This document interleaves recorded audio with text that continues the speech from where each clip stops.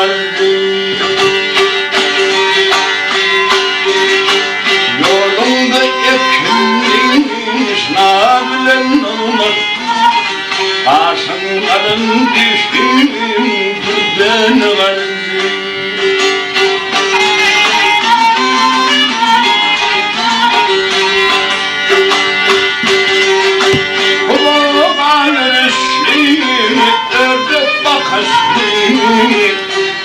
Dağınlık güllerden yana yokuştu.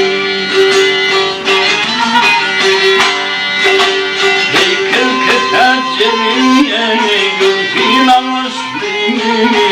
Harlığımdan havanı alatan vardı.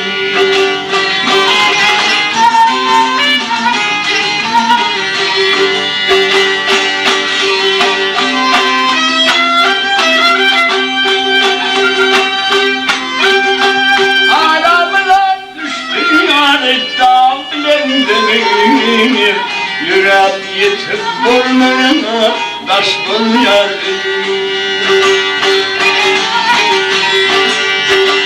Kalır takılım yana gülmesin gündüz, kırlama yanına karayın kaldı.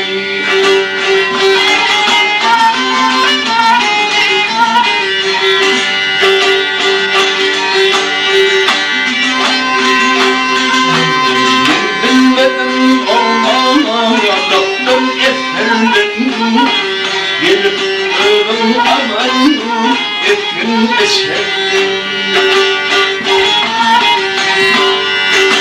Bir harp yamanından tuttum o sordum.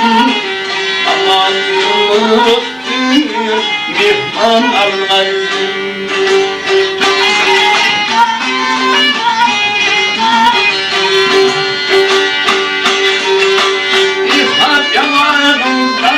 Artık sen yürümdün, aman yumurtluyor mihman arlaydım.